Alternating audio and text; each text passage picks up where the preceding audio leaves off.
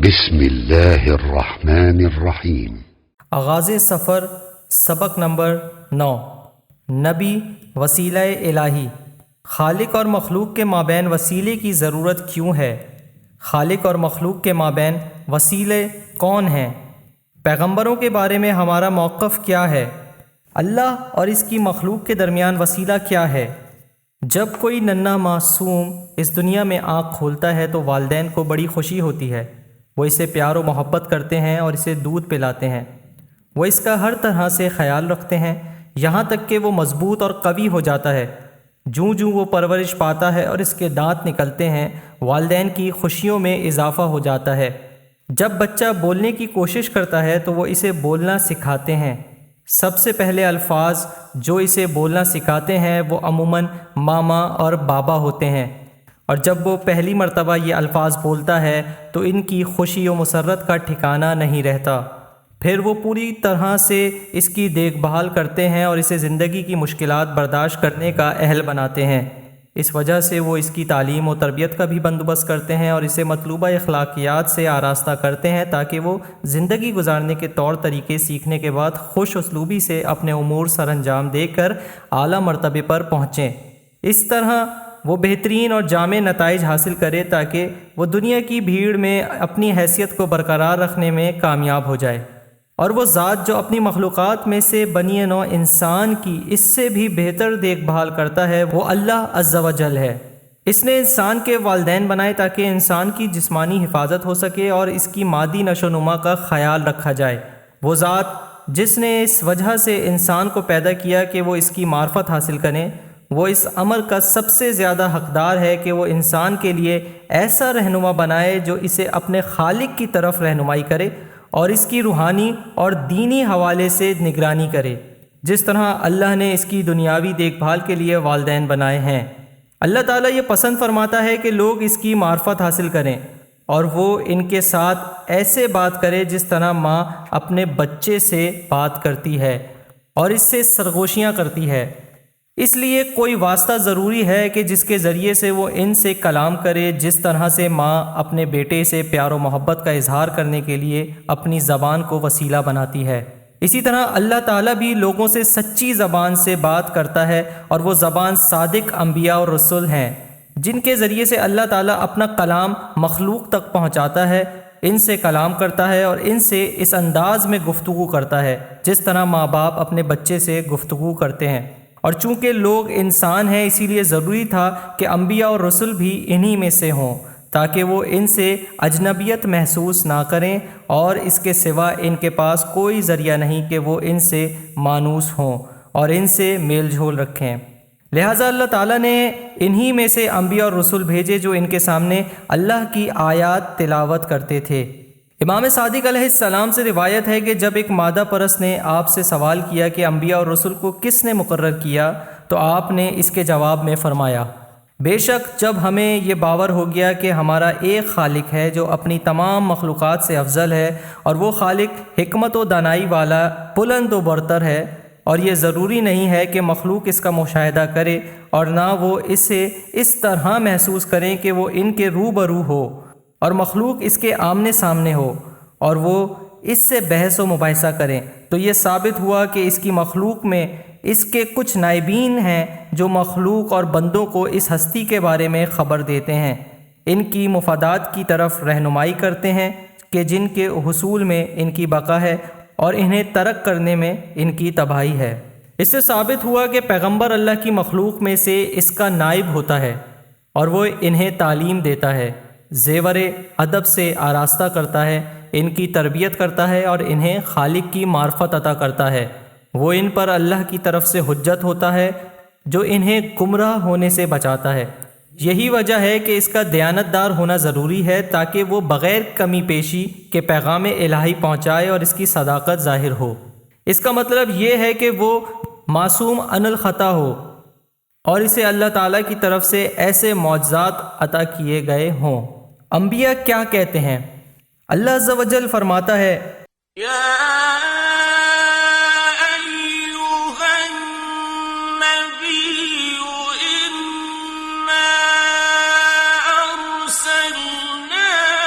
شاهدا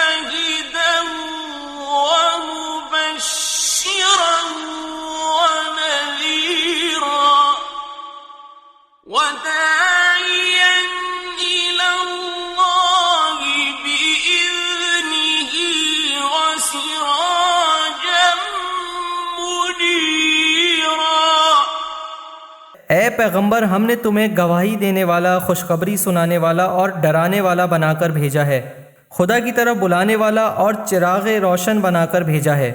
اللہ تعالیٰ اپنے فضل و کرم اور ربوبیت کی وجہ سے یہ چاہتا ہے کہ انسان اس کی بارگاہ میں حاضر ہو، اس کی معرفت حاصل کرے۔ یہی وجہ ہے کہ اس نے اپنے انبیاء اور رسل کو مبعوث فرمایا اور ان کے آخر میں ان کے سردار حضرت محمد مصطفیٰ صلی اللہ علیہ وآلہ وسلم کو پیغمبر بنا کر بھیجا تاکہ وہ اللہ کے حکم سے لوگوں کو اس کی جانب دعوت دیں۔ اسی لیے خداوند کریم کے ہاں اس کے بندوں کے لیے آخرت میں نعمات کا ایک وسیع سلسلہ موجود ہے، اور اس نے انسان ہونے کے ناطے اس کی یہ عزت افزائی کی ہے۔ بس پروردگار اس سلسلہ نعمات کی طرف دعوت دینے کے لیے اپنے پیغمبروں کے ذریعے پیغام روانہ کرتا ہے، اور ان کو بندوں کی ہدایت کے لیے رہنمائی کا ایک سلسلہ بھی فراہم کرتا ہے تاکہ انسانوں میں اپنے اصلی شرف کی طرف بڑھنے کا شوق تیز تر ہو جائے، اور ساتھ ہی ساتھ اس آتش شوق کو عملی جامہ پہنانے کے لیے اسوہ حسنہ پیغمبر اکرم صلی اللہ علیہ وآلہ وسلم کی صورت میں ایک داعی فراہم کرتا ہے جو امام عمل اور رہبر بصیرت ہوتا ہے، تاکہ وہ خوشخبری اور خوف دلانے کے ذریعے بندوں کی ہدایت کرے۔ گویا وہ ان تمام نعمات آخرت کا عینی شاہد اور گواہ ہے۔ ارشاد رب العزت ہوتا ہے، اے پیغمبر ہم نے تمہیں گواہی دینے والا، خوشخبری سنانے والا، ڈرانے والا اور خدا کی طرف بلانے والا بنا کر بھیجا ہے۔ بس اس طرح سے انبیاء اللہ کی راہ کے راہیوں کے قافلہ سالار، اسوہ اور خالق کی بارگاہ میں مخلوق کے نمائندے ہوتے ہیں۔ وہ ایک ایسی شخصیت ہیں جو راستے کو روشن کرتے ہیں اور ایک مثالی نمونہ ہوتے ہیں، اور وہ ان کے سامنے اس لیے ہوتے ہیں تاکہ اعلیٰ منازل اور بلند مراتب کی طرف ان کی قیادت کر سکیں۔ ان میں سے آخری رسول حضرت محمد مصطفیٰ صلی اللہ علیہ وآلہ وسلم ہیں۔ اللہ تعالیٰ نے آپ صلی اللہ علیہ وآلہ وسلم کو اس لیے مبعوث کیا تاکہ آپ لوگوں کو تعلیم دیں اور انہیں آداب سکھائیں، ان کے سامنے عقائد و شرع اور قوانین کی وضاحت فرمائیں اور انہیں حقیقی سعادت کی طرف رہنمائی فرمائیں۔ هو الذي بعث في الأمين رسولا منهم يتلو عليهم آياته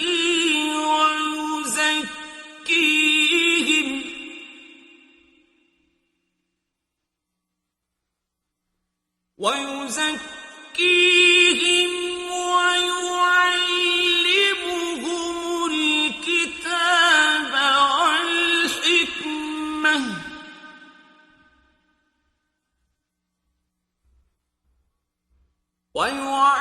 ويعلمهم الكتاب والحكمة وإن كانوا من قبل لفي ضلال مبين۔ وہ ذات جس نے ناخواندہ ان پڑھ لوگوں میں انہی میں سے محمد کو پیغمبر بنا کر بھیجا، جو ان کے سامنے اللہ کی آیتیں پڑھتے ہیں، ان کو پاک کرتے ہیں، کتاب الہی کی تعلیم دیتے ہیں اور حکمت و دانائی کی باتیں سکھاتے ہیں، حالانکہ اس سے پہلے تو یہ لوگ کھلی گمراہی میں تھے۔ پیغمبروں کے بارے میں ہمارا موقف کیا ہے؟ اللہ عز و جل جو اس کائنات میں موجود تمام نعمتوں کا خالق و مالک ہے، چونکہ اس نے یہ پوری کائنات ہماری خدمت کے لیے مسخر کر دی ہے، لہٰذا ان نعمتوں کی معرفت حاصل کرنے کے لیے ہمیں ان کو قبول کرنا چاہیے اور ان سے اعتراض نہیں کرنا چاہیے۔ چنانچہ اگر اس کی طرف سے ہمارے پاس کوئی پیغمبر آئے تو ہم اسے قبول کریں گے، اس کی اتباع کریں گے، اس کی عزت و احترام کریں گے اور اس سے محبت کریں گے، کیونکہ وہ اللہ کی طرف سے آیا ہے۔ چنانچہ انبیاء اور رسول خصوصاً حضرت محمد کے حوالے سے ہمارا فریضہ یہ ہے کہ ہم آپ کی نبوت و رسالت پر یقین رکھیں اور جو کچھ پیغام الہی آپ صلی اللہ علیہ وآلہ وسلم لے کر آئے ہیں اس کی تصدیق کریں اور ایسے احکامات کی پابندی کریں جو آپ نے ہم تک پہنچائے ہیں۔ یہ اس لیے ہے کہ ہم پیروی رسول سے ہی رسول کی دعوت پر لبیک کہہ سکتے ہیں اور اس ذات کی دعوت پر لبیک کہہ سکتے ہیں جس نے انہیں رسول بنا کر مبعوث کیا۔ اس طرح ہماری زندگی اپنی حقیقی صورت میں تبدیل ہو جائے گی۔ ارشاد قدرت ہوتا ہے، يا أيها الذين آمنوا استجيبوا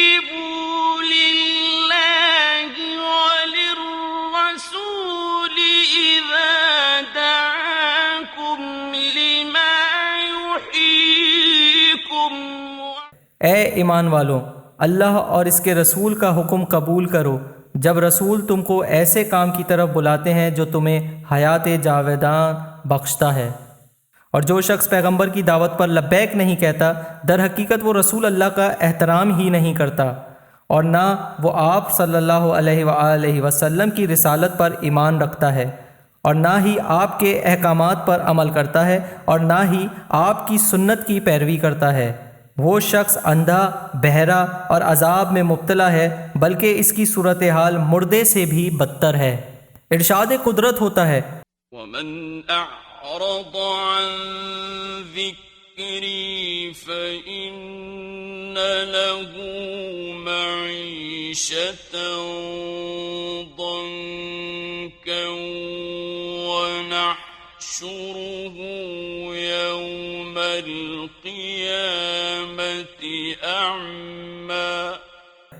اور جو میرے ذکر سے لاپرواہی کرے گا اس کے لیے زندگی کی تنگی بھی ہے، اور ہم اسے قیامت کے دن اندھا بھی محشور کریں گے۔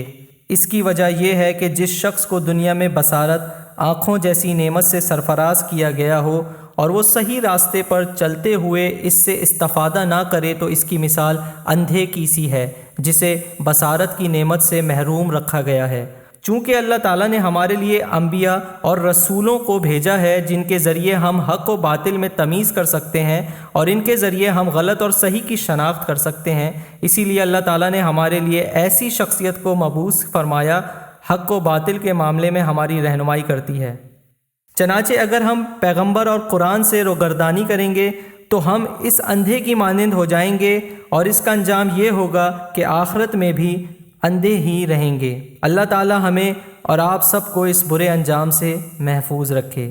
پیارے دوست، غور و فکر سے کام لیں کہ کیا آپ نے اللہ کی دعوت پر لبیک کہا؟ اس سوال کا جواب آپ کے ذمے ہے، کیونکہ اگر آپ نے ابھی تک اللہ کی دعوت پر لبیک نہیں کہا تو آپ کے پاس اب بھی فرصت کے لمحات موجود ہیں۔ ان سے استفادہ کرتے ہوئے اللہ کی دعوت و ضیافت میں شریک ہو جائیں، اور اس کے ذکر سے لاپرواہی نہ کریں، اور اللہ اور اس کے رسول کا حق پہچانیں۔ سبق کا خلاصہ، اللہ تعالیٰ یہ پسند کرتا ہے کہ ہم اس کی معرفت حاصل کریں، اس سے ہم کلام ہوں، اس سے مناجات کریں اور اس کے بتائے ہوئے راستے پر چلیں۔ انبیاء اور رسول ہم سے بہتر ہیں جو ہمیں اللہ تعالیٰ کے احکام اور امر سے آگاہ کرتے ہیں۔ پیغمبر کی ایک صفت یہ ہے کہ وہ رہبر، مثالی نمونہ عمل اور صحیح راستے کی طرف رہنمائی کرنے والا ہوتا ہے۔ اللہ